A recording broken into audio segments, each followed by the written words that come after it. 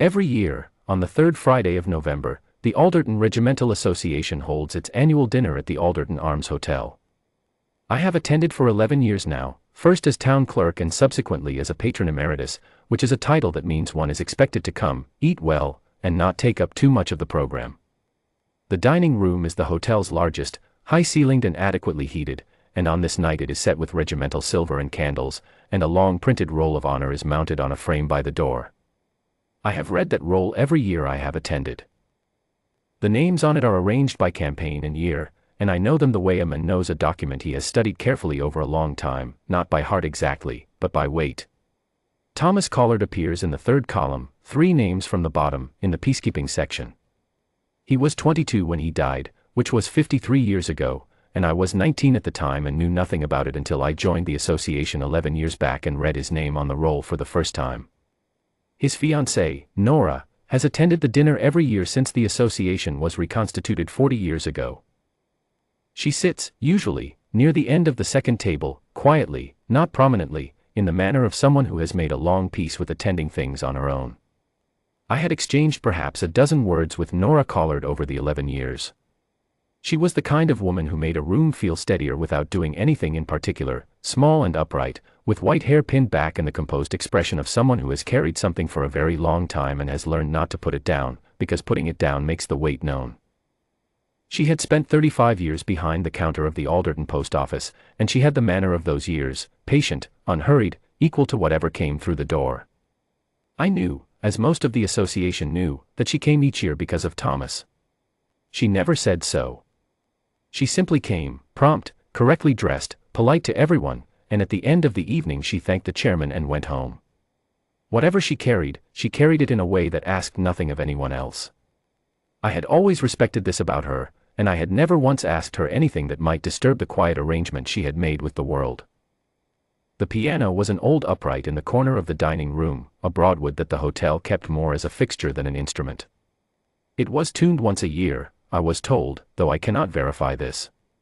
It sat between a potted palm and the service hatch, and on this particular evening someone had placed a vase of chrysanthemums on its lid.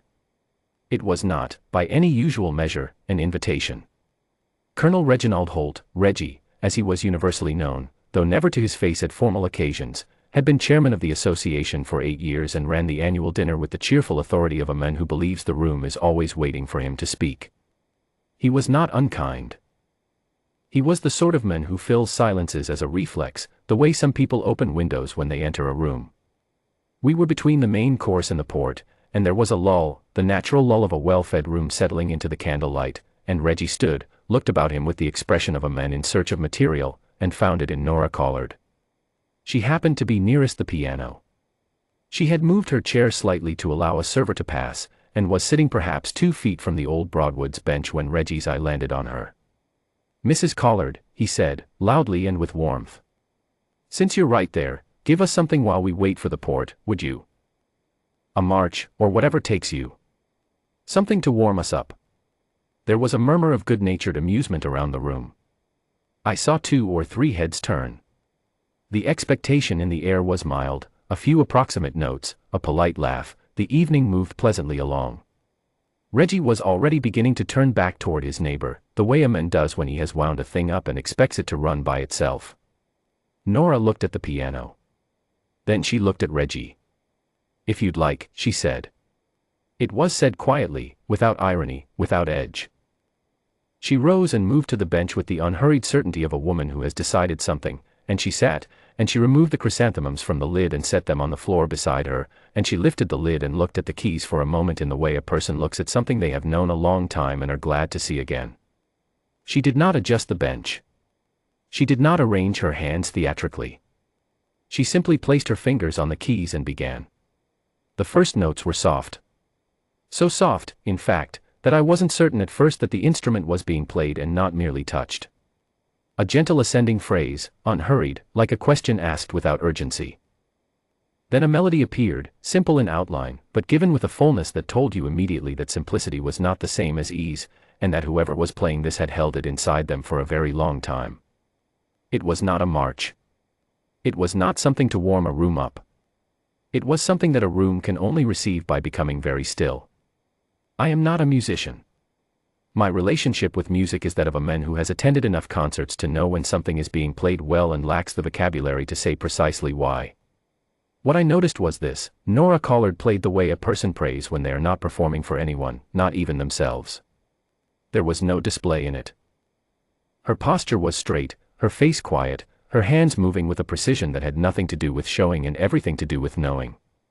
The old Broadwood, which I had assumed was more furniture than instrument, answered her with a warmth that surprised me.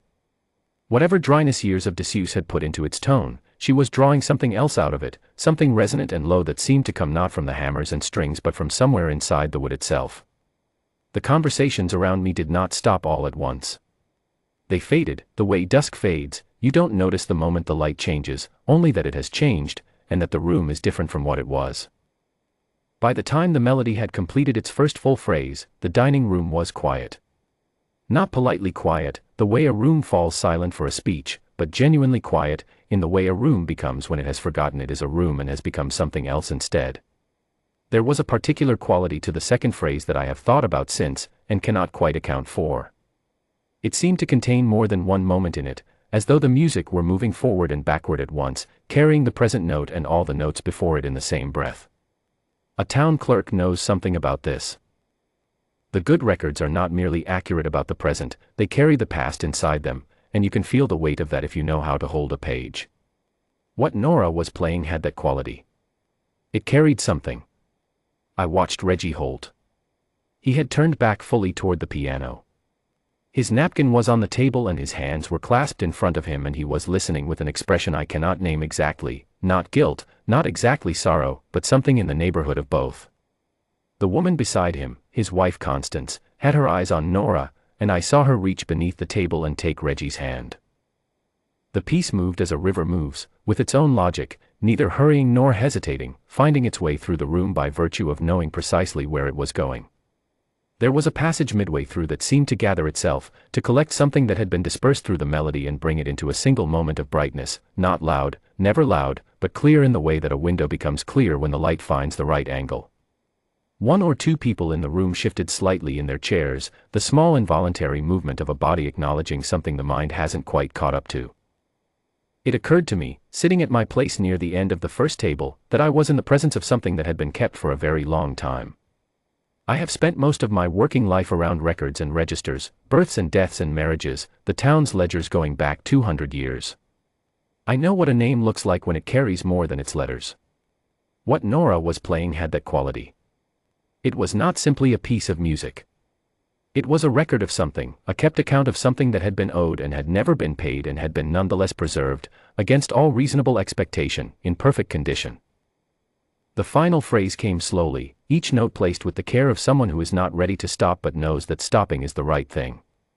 The last chord was held until the room was holding it with her, until it had moved from the instrument into the air and the air into the silence and the silence into something I will not try to name because naming it would diminish it. Then her hands came to rest in her lap. No one moved for a moment.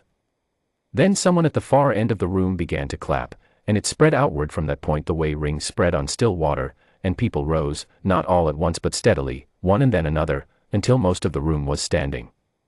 I stood. The two retired majors beside me stood. I looked at Reggie Holt. He did not clap. He stood, which took a moment, because he is a large man and had been sitting for some time. He stood, and he picked up his glass, and he raised it toward Nora, not toward the room, not a toast to the association or the evening, but toward her, quietly, as a man raises a glass when he has nothing else that is adequate. Constance Holt was wiping her eyes with her dinner napkin. She was not the only one. Nora received it all with the same composure she had brought to the bench. She rose, thanked the room with a nod that was brief and genuine, and returned to her chair. She did not explain herself. She did not say what the piece was. She sat down, and a moment later a server placed the port on the table and the evening resumed, and I think everyone present understood that the rest of the evening was a different evening from the one that had begun. I found her afterward, in the vestibule, collecting her coat. I was aware that whatever I said would be insufficient, but I am a civil servant by disposition and the impulse to record is strong in me, so I asked her carefully, very carefully, what the piece was. She told me it was Elgar. Salat d'amour, she said. A love greeting. It was the piece Thomas was going to learn to play, she said. For our wedding. He told me, months before he went, that he was going to teach himself, as a surprise. He never managed it, of course. There wasn't time. She turned her coat in her hands, finding the sleeves without looking. So I learned it instead. I've been playing it on my own, at home, since about 1974. This is the first time I've played it for anyone.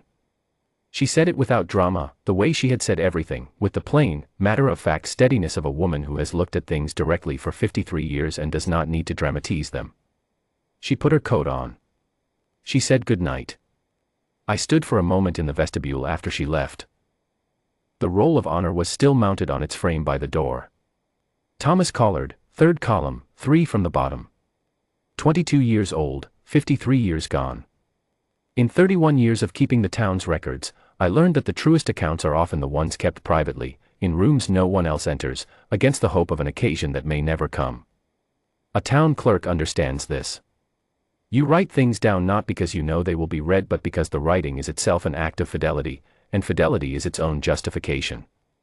She had played his song for him, 53 years after he could no longer hear it. And somehow, I cannot explain this, I can only report it, the room had heard it for him. All 60 of us, without knowing it, had stood in for the bridegroom who never came home. I do not know what to call that. I know it was enough.